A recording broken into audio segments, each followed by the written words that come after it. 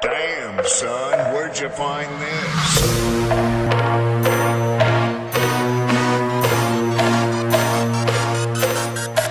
Let's go!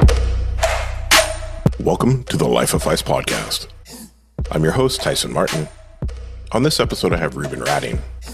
Reuben describes his photography as an improvisation performed in long hours of wandering the New York City streets on foot, guided by the scent of great human character and fragility, poetic physical gestures of emotion or energy, explosions of life force, and human interactions which imply uncertain stories when stopped in time. His resulting black and white pictures intentionally leave unanswered questions in the mind and provide him with a venue for healing his long-felt sense of separation from others, the feeling of being apart rather than being a part. He is always seeking to discover his nature by seeing himself in his subjects and likewise seeing them in him. Reuben's stream of consciousness approach embraces both street photography and personal documentary. Now let's hear a word from our podcast sponsor and get to the show. The Life of Phys Podcast is lit by Harlow. Harlow is on a mission to empower creators to elevate their creativity with lighting kits made to last and built to inspire. These lights are bold, beautiful, and powerful because Harlow believes that your lights deserve to be seen.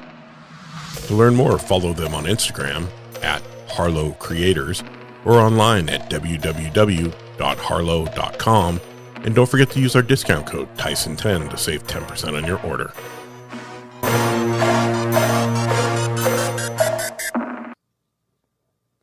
I shared in an episode with James Rice, 6 months ago, was the first time I was able to share some of my traumas publicly.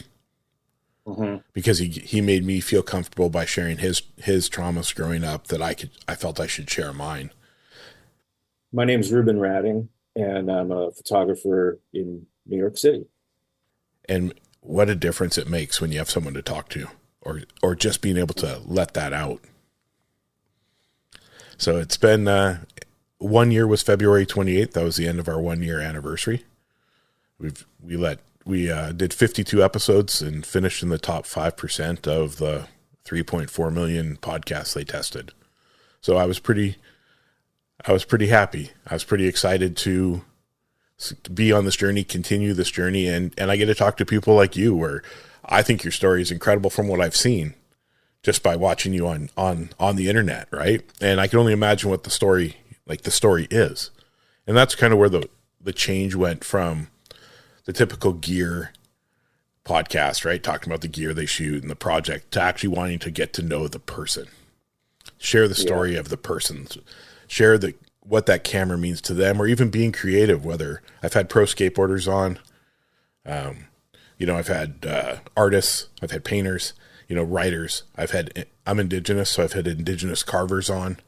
I've had Indigenous photographers, and I'm just really want to share story. And that's kind of where it really started to pick up, and I found my love for what this platform is. My name is Reuben Radding, and I'm a photographer in New York City. Well, what's interesting to me is that these aspects of our lives, they become stories after we've done things. And while you're doing it, you're not in a story. You're trying to just live and try to make sense of your opportunities and make sense of the feelings and how to put that all into forward motion and get to whatever's next and so on. And then you get to a certain point, maybe you're lucky enough or have done enough that somebody wants to ask you about your story, and it's sometimes hard to remain truly authentic in relating that, because a story takes on story-like features, things that become mountains along the way and point position and so on, which experiencing them it may not be accompanied by epiphany or a big dramatic change that you're experiencing. It's you can look back and say, oh yeah, well, when that guy said that thing to me, I went a whole other direction. But one thing that's really great about photography being the medium in which I'm practicing all of this assessment of my life is that I have evidence, and I can go back and look at that evidence from whatever previous time, and in my case, in the last 18 years or so, and see that some of my memory of how things went is not exactly truth. When I tell my story of how my photography developed to what people know it as today, I very often have told the story of when I committed to black and white, which I've done for quite a while now. And the story as a story is that I went to a workshop with Alex and Rebecca Webb, and they looked at my previous work to that point and said, you don't need to shoot color ever again, as long as you live. And that was really meaningful to me. And it was exactly, without my telling them, it was exactly the issue that I was most having a hard time with at that moment. But the truth is, while I did commit to black and white for the rest of that workshop after that, and certainly favored it in the months after, I've gone back through my work from that year recently and seen that actually I did shoot quite a bit of color, or certainly enough to be noticeable the rest of that year. I think it was really like the next year where it became 100% committed. Like, I'm not shooting color anymore. I think there was a little bit more of a gradual shift after that than the story makes it sound, you know. So I'm just interested in that because I'm very mistrustful of story. I think stories are wonderful when, you know, I mean, I love hearing stories. I love reading stories. They're all fantastic and have a lot to teach us, but I'm much more concerned with remaining authentic to real truth and what really goes on.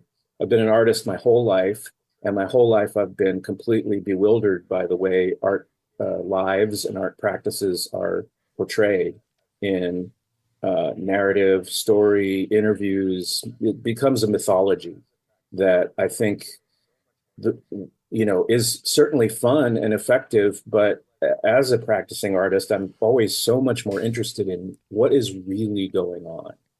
So like when I used to be primarily a musician for much of my life, started when I was really quite young and started performing in professional situations when I was 13, and, you know, just always about the music. And towards the later years of that, my favorite question to ask other musicians when I would be in social situations or whatever was, what are you practicing lately? It was the most interesting question because it got down to real stuff, not, you know, the schmoozing and the schlep and the, you know, all the peripheral stuff of music, of the music life. You know, it's really about like, what are you working on? And I always found that so interesting and revealing, and nobody was doing the same thing, and everyone had and people became strangely honest with me. It's like the ones who weren't really practicing much would admit it, you know, and, you know, it was really, it was so much more fun than like, hey, where'd you get that, that amp? You know, I can only imagine. Gear talk can be just as bad in music as photo. Yeah. I mean, there's endless opportunity. There was always something more to buy. But I learned largely through the music experience that like what I wanted most, you can't go out and buy. You know, there's no online or brick and mortar retailer where I can go buy vision and inspiration and the stuff that makes our art have a permanent resonance, you know, or an impact on other people. You know, you can't buy a microphone that does that by itself. It has to come from humanity in performance. And so, yeah, I'm lucky that I learned so many great lessons from the music life before I ever touched cameras, because I didn't start shooting really seriously until I was about 40. Oh, wow. Okay. So like myself, I think I turned 50 this year. So I've only been shooting for 6 years, Mm-hmm. you know, and it's every day it's something new. And, you know, you get those slumps where you go out, your brain just doesn't register. And then you see a garbage can or something chained to a pole and you're like, that's what I need to shoot today. You know, and you get to find those little inspiration marks. When I got, as a photographer getting into it at older, and I see a lot of younger kids and they're all amped up on their social media and, you know, they're just really pushing the social media platforms. What's your thought on social media? Like, do you use it as a marketing tool? Do you concern yourself with it? Boy, it's a tough one. I mean, basically, it feels like this thing that's impossible to truly get away from, as much as I would like to. I feel like I'm a little bit stuck with it because so much of my livelihood comes through it. It's where I get the majority of my students and where a huge amount of my print and zine and book sales come from. I mean, on the one hand, I hate it. And on the other hand, it feels like, oh my God, what would I do without it? You know, most often when people ask me about social media, it's other photographers and they're concerned with like this issue of what to share or whether to share or to keep stuff held back for future release in other ways, and not wanting to pre-expose that work before it's ready or whatever. And I feel like all of that's just really a personal choice. The deal I made with myself kind of early on was that while I could use Instagram for marketing things and selling things, that it needed to not only be that. That I wanted it to also just be fun. So I try to keep that in the forefront of my mind, even though I do feel obligated to make posts about things I have going on. But honestly, I really just prefer to hold on to the fun and post things just because I feel psyched about them and not be, you know, worried about whether they get more likes than another thing. You know, it's all pretty silly when you think about it, because we take it on emotionally like it's some judgment of quality or of you know, really having an impact. But honestly, if you really look closely at what gets response, it doesn't really have that much connection to the concerns of an artist. Concerns of an artist are about making certain things of your values real in some sort of outcome, you know. And social media, like if I want to be sure that a post of mine will get a radical number of likes, all I have to do is post a picture of myself. And that's not because I'm so hot. It's because that's true for everybody. If you right now go to, you know, Facebook or something and post a photo of yours that you think is pretty happening, it'll get a certain response. And if you post a photo of yourself, it'll get at least double that response, probably 10 times more.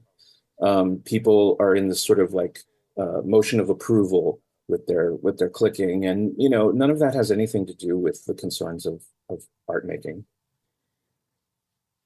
Yeah, very much so. I was fortunate enough to speak to a photo major 910 class for a local fine arts school here.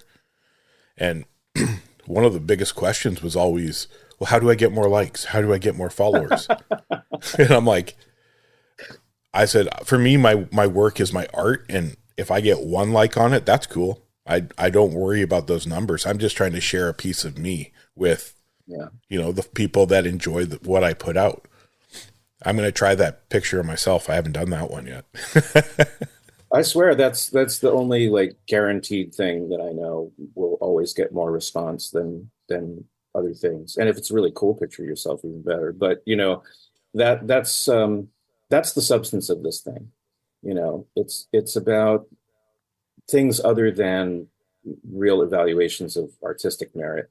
It's not a merit system, but then again, the old system wasn't really based on merit all the time either.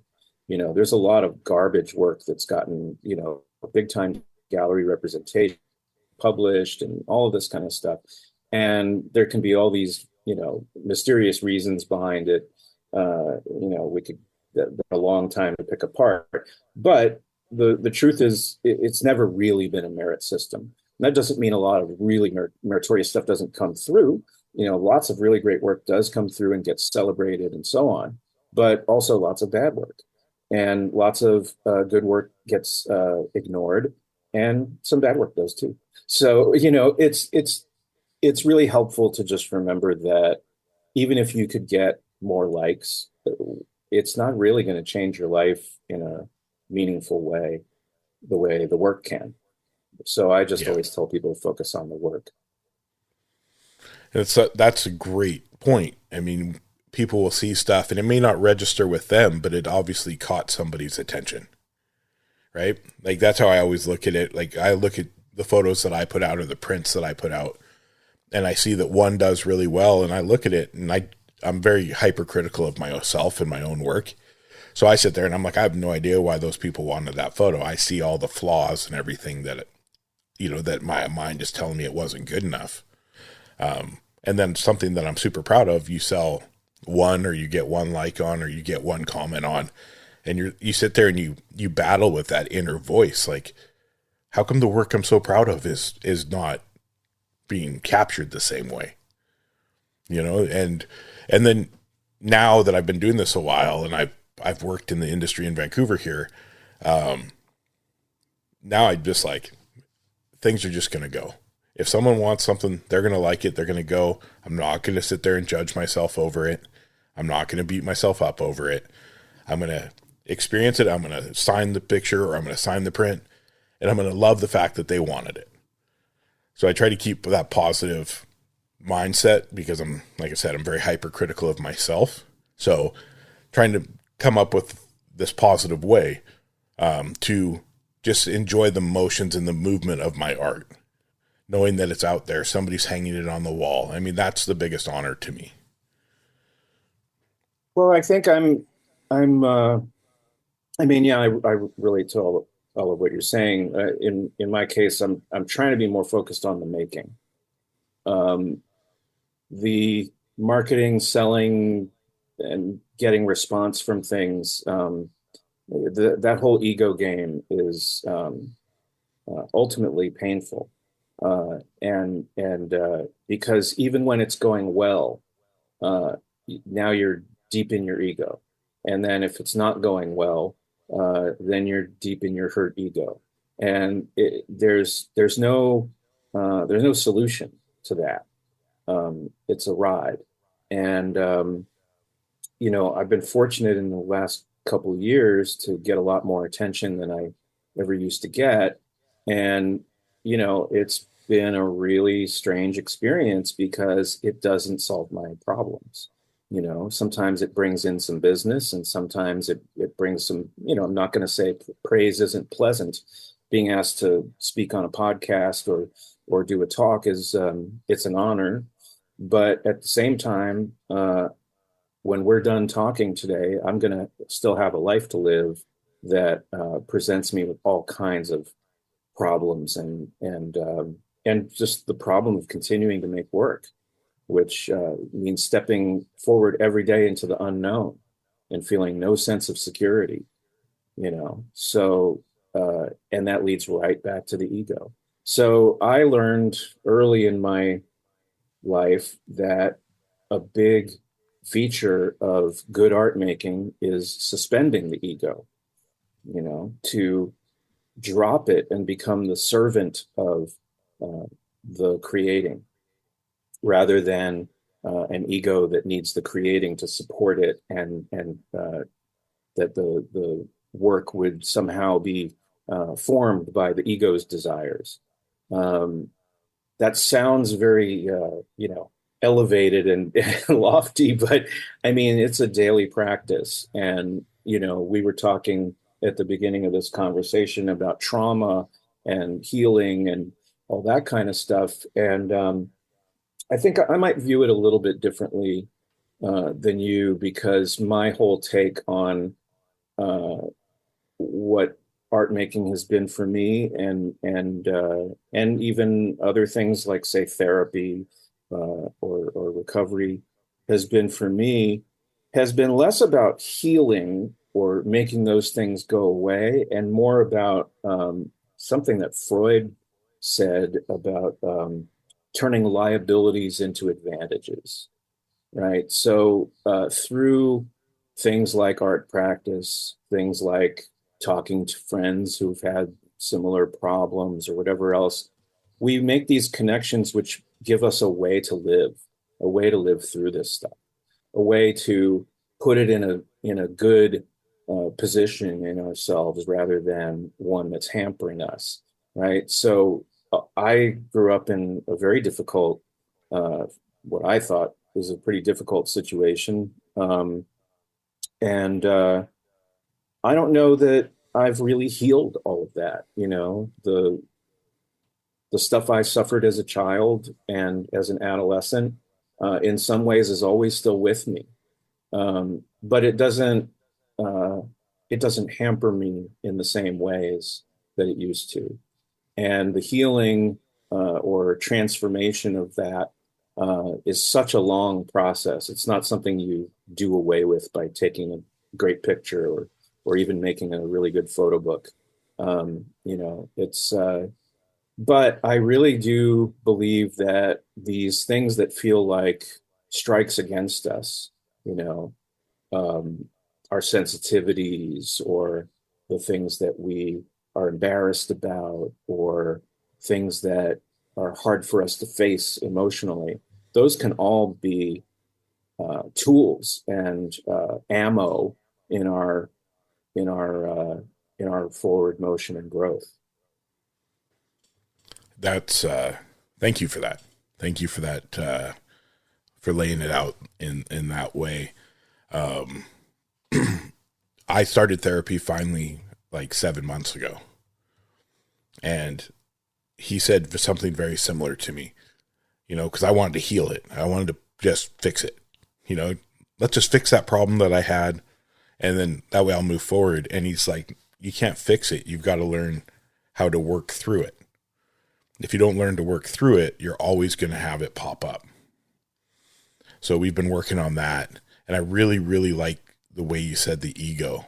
And that's where I struggle right now. That ego. Do you have any advice on what to do, or any kind of things that work for you to just tell yourself, I always tell myself, take the image, worry about that. That's all that really matters, is you doing what makes you happy with your art. But then that ego, how do you tell yourself to just let it go, let it flow how it should flow? Well, it doesn't happen automatically. Yeah. And it doesn't happen usually by a force of will. It's not going to happen because I decide something. There's certain things that I return to as guiding thoughts or principles. The big one being don't know. So much of my mental activity when I'm walking through the world is, trying to judge everything, judge myself, in a constant state of self examination. And that's hard to drop. And, if you ever need proof of how hard that is to drop, try sitting still in a room for 10 minutes without any stimuli or anything, and try just counting your breaths, and find out how quickly your mind goes into random memories and desires and thoughts about the future and the past. All of that's true when you're walking around with a camera. It's no different. So for me, it's about getting lost enough in the process and in being present in observing what I'm looking at, that it takes me out of myself. Um, Sometimes that happens in the first hour. Sometimes it takes longer. But you know, I don't wait for it. Uh, I aim to be productive with or without clarity, with or without freedom of mind, with or without inspiration, any of that kind of stuff. I really don't find that necessary. You know, it would be nice though. But I do feel like there's a sort of training you can put yourself through in this of like, for instance, I was working with a guy recently. You know, I do a lot of teaching, and this guy I was working with, um, yeah, maybe I'll have to just come back to it. No worries. Yeah, sorry. But you know, maybe if I just talk about that, it'll remind me what mattered. You know, so when I say don't know, oh right, I was going to say you can train yourself in this. All right. Um, so I've been working with this one guy recently, um, and it was really talking to him a lot about using the work itself as a way to examine your own mind and what that mind, aside from the ego, might lead you to. Sometimes the things that we find we're not fully conscious of them until we see them in pictures, and so I look at the pictures as a way to reflect back to me. Oh, that feels like it's about me, you know, or that's something I really relate to that there's no words for. That's something I wasn't looking for, but you know, is an important discovery. You know, that whole process of, you know, taking the pictures, uh, going back home and looking at them, analyzing them for what feels fruitful and what doesn't. Um, you know, some of the students I've worked with recently, part of the education of it is examining what things that we're attracted to just aren't really that photographic. Because some things really aren't, you know. Um, you know, and some of the most conventional photo wisdom that you hear people spout is really just responding to that. Like, you know, in street photography critique, for instance, you'll hear a lot of people say you shouldn't take so many pictures of people from behind, that pictures of backs tend to be pretty dull. Um, well, you know, that's a very like conventional piece of photo wisdom, but it comes from, you know, analysis of looking at picture after picture of, you know, things in the world and seeing like what's generally effective and what isn't. And there's a lot of things I have a feeling for in the world that don't make a good photograph, not a still photograph. There are certain things that are really fascinating to witness that without their sound and motion are really not very interesting. So much about all of this is learning like what makes what's an effective use of the medium. You know, we're still working in a medium, whatever it is we're thinking about, feeling. What kind of advice can you give someone who lives in, you know, not in New York City, you know, or in the city core here in Vancouver, when you feel like you're bored with what you have around you? I mean, I would say that first of all, when you're not in New York, you imagine that there's no such thing as a boring day in New York, and that's total bullshit. There's so many days where a photographer might go out in New York City and feel like they're just seeing the same shit they've seen a million times, and nothing stands out. It's happened to me. It's happened to anyone who's been at this for a while. Um, it's anyone who says that anytime they go outside it's magic. I don't trust that person. I think that's probably a very shallow person who makes shallow pictures because it just doesn't make any sense based on my experience. So, you know, first of all, accept that, you know, bad days or stretches of days or even months will happen to you wherever the hell you are. But the main thing I respond to when I'm asked about this is I always wonder, well, why do you live where you live?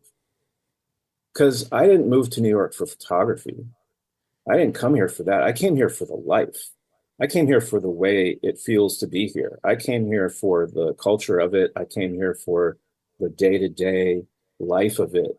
And photography came much later. And I was like, wow, what a great place to do this, because I just have to walk out my door and I have the possibility of working, which is really all I ever wanted. When I was a very young person in like grade school and starting to really obsess about art making and artists' lives, I got this crazy idea that an artist's life was 24/7 and there was no boring normal time. There was no like dumb responsibilities. It was just like magic day and night.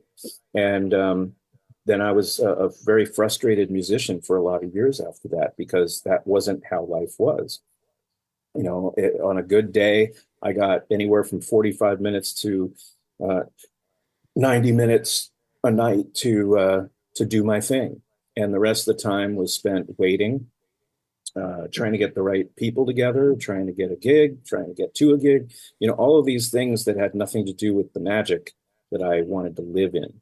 And, flash forward, 30 years when I got into photography, it took a while, but I finally realized this was sort of the answer to my prayers, that like, I don't have to take a picture 24 hours a day, but I could. And the availability of being able to do my practice anytime, anywhere, just felt like such a freedom. And talking about healing, I mean, that was a lifelong dissatisfaction of mine. I just wanted to live in the work. And, in some ways it may have even hurt my musical career when it was my focus, because I was more excited to do the work than to, do all the other stuff that gets you career advancement maybe, or puts you in front of the right people. I don't know. It's a complex history, but yeah, I think if you think where you live is boring, I to photograph, I just wonder what your reasons are for being there in the first place. I want to be where this kind of material is, whether I'm taking pictures of it or not. And if anyone sees that as me speaking in some kind of elitist judgment of New York City, that's fine. I love where I live, and I've lived here for the most part since 1988. So this is my home, and I'll defend it. I think it's the greatest city in the world. That's what I hear. I've actually never been, and I've been drawn to movies based out of New York, and it's always drawn me. Every time I see it, I'm like, there's something even that's portrayed through that film about the city. And, it's exaggerated because of the movie, but it's on my bucket list for sure. Like very high on my bucket list to come and experience New York as New York. I think what's really interesting is what you start to feel for New York when you live here. I noticed early on that my most I learned early on that my biggest market for my prints is ex-New Yorkers, because they look at my pictures and it reminds them of what it's really like to live here, and the kinds of surprises you see around you all the time. And that's what people end up missing when they leave. And I tried leaving in the late 90s for a few years. I lived in Seattle, actually. And that's what I missed. I mean, there was a lot of good things about Seattle, and I met a lot of amazing people there, and, still love going back to visit. But there's something about the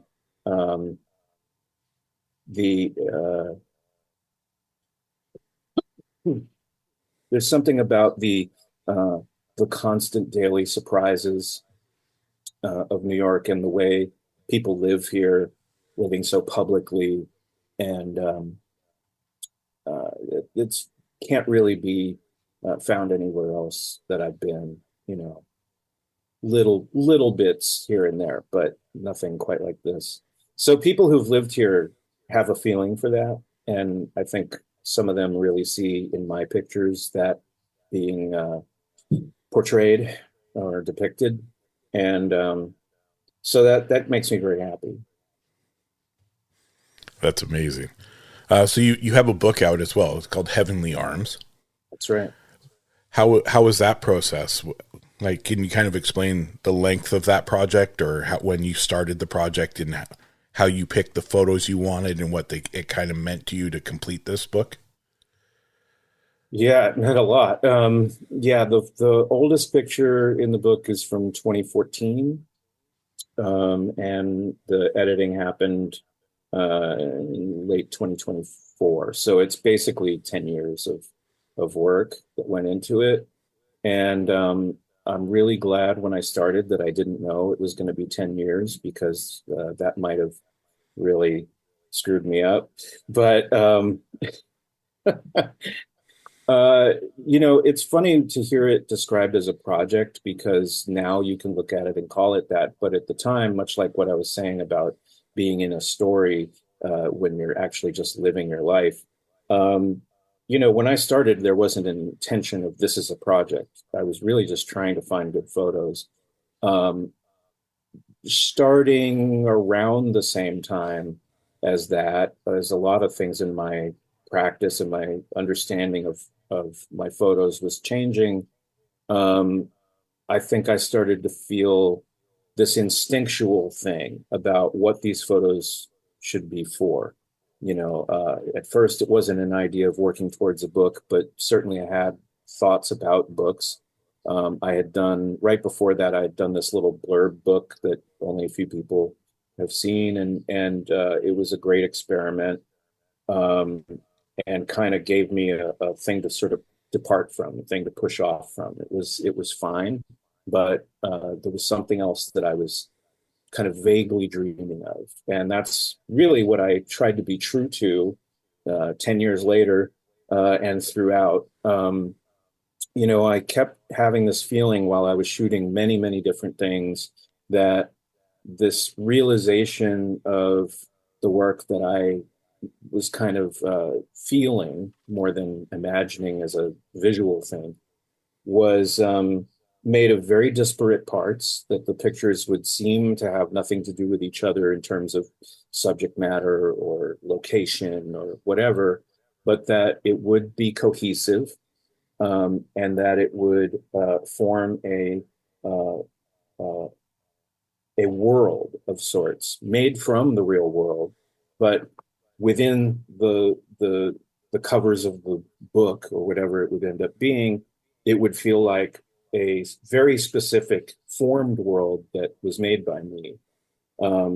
And it's one of a million aspects of what I do that I relate right back to my music life.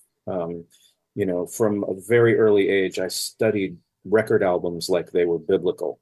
And I was fascinated by the function of the songs on a record, and how they functioned individually and in a sequence and as sides of a record, because we were, you know, listening to vinyl LPs back then, and the character of them, because these records would form these like little worlds that I experienced in my brain that I just loved living in. So whether it was Tom Waits' Rain Dogs, or the Stooges' Funhouse, or you know, any of my favorite records from younger days, that sort of became, or you know, even the novels that I was reading. You know, reading a book like Hubert Selby's Last Exit to Brooklyn. You know, it's a group of different stories, but they all feel like they're part of this one world you get to live in for the length of that book. And that's what I wanted to do. But by using however many photos it was going to take to make what felt like a really broad world that was specific in some way. Now, how that was going to end up looking or what it was going to be made out of, I had no clue whatsoever. And like I was saying before about being in the don't know, I trusted that. I trusted that if I just kept on going, making all these pictures, I would make sense of it later. And and that's pretty much what ended up happening. In the summer of 2024, I started the editing process with a friend of mine who sat with me for a couple of days working on an edit. We didn't do anything about sequence. It was really just picking pictures. And, we began with some principles. And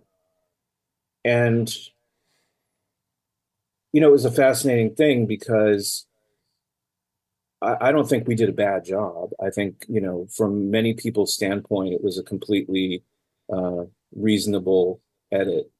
But a couple weeks later, when I sat at home with it and tried to put it into a sequence, I could just see it was all wrong because it felt like in some ways it was violating the feeling that I had had about myself and the work and what I was working towards. And recently, when David Lynch passed away, like a lot of people, I went online and was rewatching old interviews with him and so on. And he would talk so much about having these ideas, he just referred to them as ideas, these flashes of inspiration, these seemingly random thoughts or spiritual inspirations that he would, form his projects out of, movies and so on. And he said that from there on, all the decision making about different experiences, moments, decisions in the process were very easy because all you had to do was ask yourself whether it supported the initial idea or didn't or violated it. And that's kind of what I had to do, living with this sort of just feeling in me all that time that kept feeling more and more true. And then you're looking back at this thing you're trying to make. And, at various points, you might feel like, well, I love this picture and people tell me it's good, but this being here in this spot or being here at all maybe feels like it's wrecking this thing. So there was many, many iterations of the edit that happened after that. And I had other people take a look at it at various points and help me. And I'd say it was about 6 months in, there was a real shift where it started to announce to me what it was, like this is what this is going to look like. And now the decisions really are just about remaining true to that and not fucking it up. And there were many, many temptations to fuck it up because it's hard when you're not working with some really literal theme, that could have been a really easy way out. I could have just decided, okay, it's a book about New York City, right? And then that gives me a certain kind of formative principle to work from. And that's so much easier to work from than, just a spiritual feeling. And then, or I could have done something more kind of like overtly thematic, like, dogs or kids or something. I mean, I have a lot of photos of children. And, none of that just wouldn't feel like I was being true to what I think I'm doing. And certainly wouldn't be true to my inspirations. I don't go back to my favorite albums from my young years and find that any of them are specifically about children or dogs or New York City. But, that just seems like a very unsophisticated premise to me, right? I want to make something that's on the level of Last Exit to Brooklyn, which isn't about Brooklyn. It's about human failing and the human ego and all of that. So I'm trying always to remain true to those kind of concerns, and making the book was definitely it was a challenge because I had to return over and over to my inspiration, my truth, and it's harder. than easy than the more unsophisticated things. So anyway, uh, by the time I made a deal to publish the book with Red Hook Editions, I had a finished edit and sequence that I felt really sure about. And uh, I think generally they tend to work more with photographers who are somewhere in the middle of the process, and they really enjoy helping them with edits and sequence and all of that. I came to them with something that was basically ready to go and just needed a design, and they were really excited to do it. And Alex Patterson Jones from Red Hook took on the design, and that was yet another level of the process. And once again, all of the decision making had to support that feeling that I've been living with about what this thing should be and what values it should live by. And so that made the decisions really easy. I mean, Alex is also a great designer, and he was incredibly empathetic to the work, and digested it really deeply. And I feel like he knows that book better than anyone in the world other than me. And that was so meaningful to have that uh, relationship with the designer, and to feel like we were really excited about the same things. And so sometimes he would have an idea that didn't work for me, and it wasn't something I had to really wrestle with. I could just say, nah, that doesn't feel good. And it's not because it was a bad idea, it was just not right for me. And in every case, he could totally see why I had that point of view.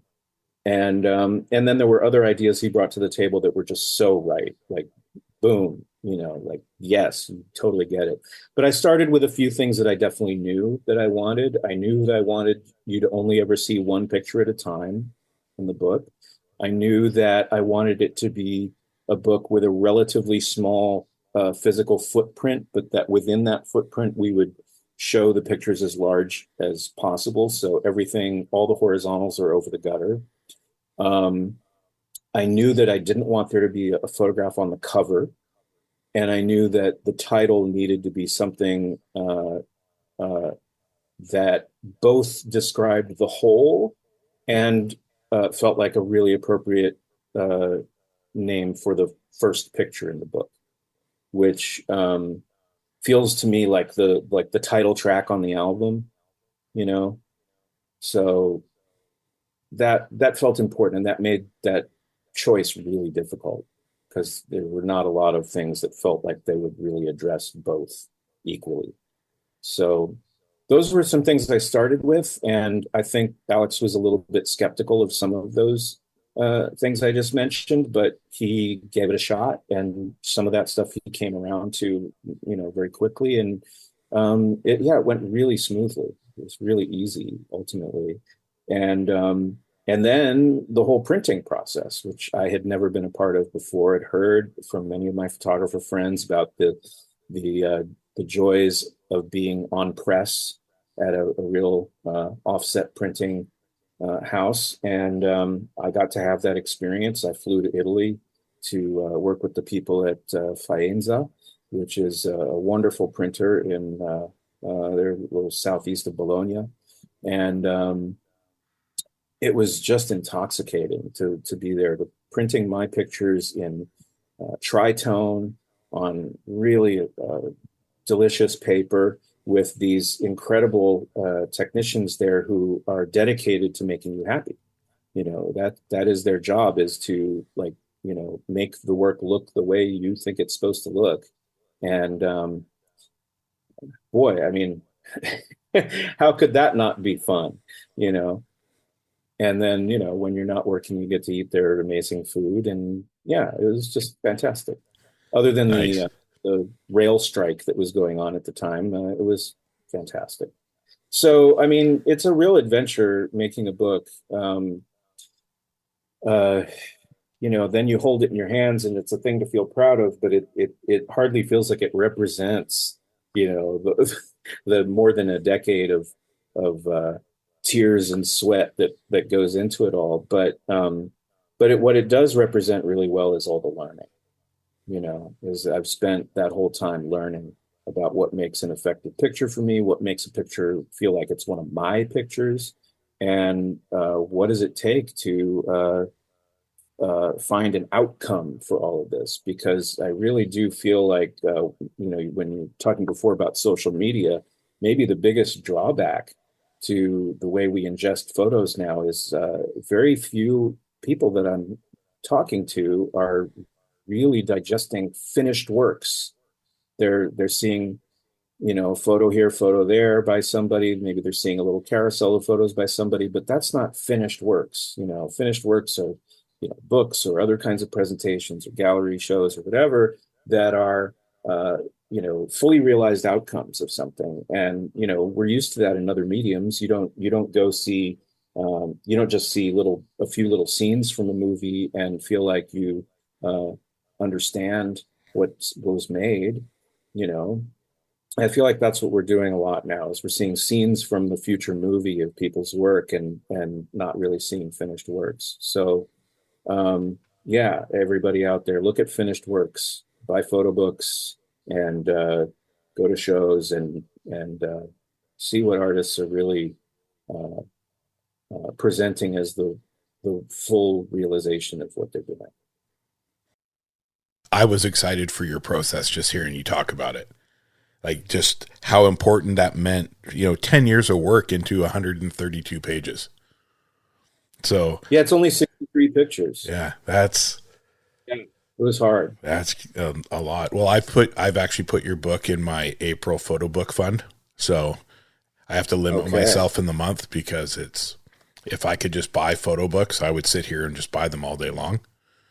I love the tactile. I love seeing the book. I love that paper feel. Sometimes you open to a photo and it just ignites so many thoughts of what you can do in your own era and with your own photos. And so I find that very inspiring. Yeah, it's funny. On the one hand, I feel like, I just love photo books, and I have way too many of them, and I keep buying them. And people who can't buy them, I tell them, go to the library. You'd be surprised at what you'll find. You can request things at your library, and sometimes they can get it from another library. There's amazing opportunities out there. And at the same time, I look at our world today and technology and everything that's going on, and I think, in a way, the photo book is kind of a throwback. It doesn't really feel like it's very relevant in our culture. You don't see, frequent reports in the media about, the latest photo books. It's not really, it's really a fringe interest when you think about it. But now, having made one, I just want to make more of them. I look forward to it. So I'm on board with the photo book. Nice. And you also do workshops. Yeah. All through the year, I'm doing workshops on Zoom. And that's been really awesome. It wasn't what I started off intending to do. I used to do workshops out of my studio, and that was fun. And then COVID happened, and I had to figure something out. And so I tried taking it online, because I thought, well, it's not really going to change things that much as far as like how I operate and what we do in the workshop. It just means we're not all going to be in the same city necessarily. And little did I know that was actually going to be a big key to greater success, because if I was relying only on clientele who are here in New York, that's pretty limiting compared with, being available to anyone everywhere. So that was, and also it hadn't occurred to me just how much more interesting it was going to be to see, one person's work from London, Ontario, one from Austin, Texas, one from Seattle, Washington, and one from Columbus, Ohio, and then eventually I started offering workshops at a different time that's a little more hospitable to other time zones. And I got people coming to me from England, France, Germany, East Asia, all kinds of places. Recently had a couple of workshop students from Australia, which was new. And it's just really stimulating to see all this stuff coming from different places. Definitely takes an element of competition out of it. You don't find, people shooting in the same places. And occasionally I've even had people join up from the same city as each other. I've had, workshops with more than one person in Seattle or more than one in Toronto. And it's fascinating because sometimes usually they don't know each other already. And so they're discovering something from their own town. Maybe they make a new friend. So that's been fascinating. It was a huge beneficial change that I didn't ask for. And then in the fall, every year I teach a class at the International Center of Photography here in New York as part of they have a 1-year certificate program with 2 different tracks, one a documentary track and photojournalism, and the other one, the one I'm in, called Creative Practices. And I teach a class that's basically the same thing as my private workshops, except it's a little shorter and the students are very different. They're generally younger and kind of, I would say like late college or grad school age, usually the majority. And they're kind of different orientations to things than a lot of my other workshop participants. But yeah, the online workshops have been going year round for a while, and it's just a big joy. And then I also do one-on-one consultations with people, either online or in person, depending. And that's also been really fascinating. I kind of never know who's going to come across my transom here, and it's just very stimulating for me. Very stimulating, better than any job I could ever have. Yeah, for sure. Perfect. Well, that's amazing. That's been an incredible hour. I thank you for your time, and I thank you for your wisdom. You gave me many things to start looking into in my own personal journey, and I appreciate that. So I will put links to your workshops, links to your book in the show notes. Thank you, man. Thanks for asking. It took me almost a year to reach out to you.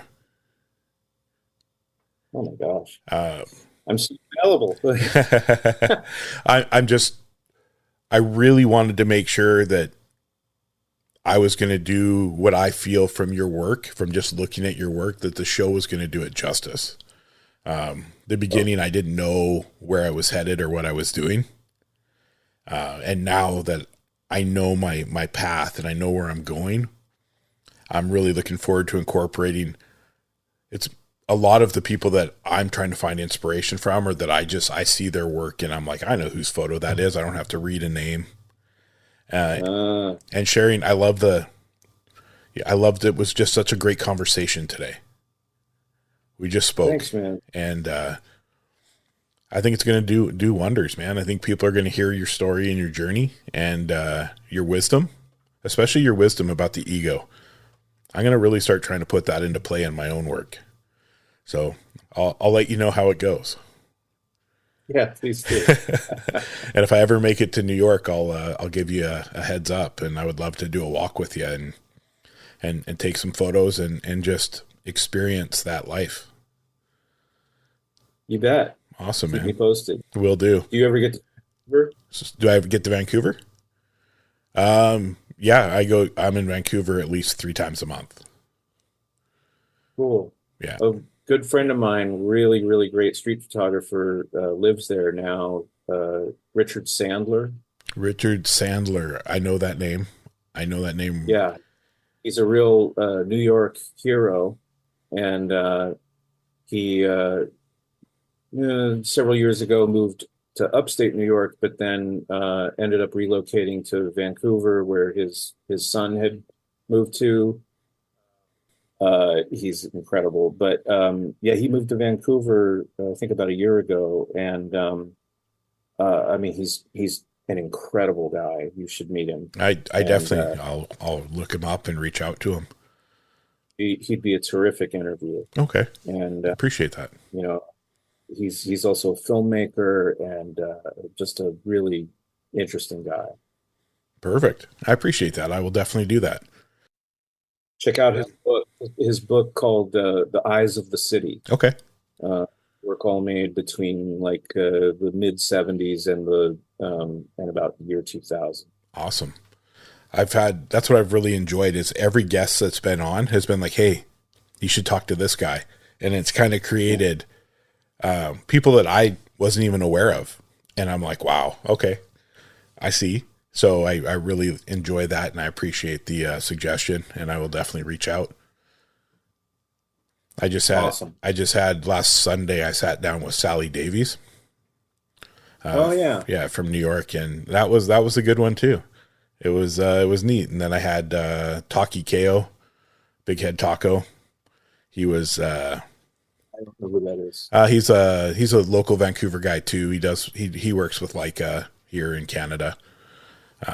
So it was neat because he's somebody who really wants to build community and really likes to push for that get together, those coffee get togethers and things like that. So it was neat to get involved with in that interview, plus being invited to one of his events, later in the week, that same week, and meeting other creatives that are in Vancouver that I didn't even know were here. So I'm looking forward to the next year and seeing where it takes me and following along with your journey. And again, I appreciate your time, and I hope you have a great rest of the day. Thanks, man. You too. Appreciate it.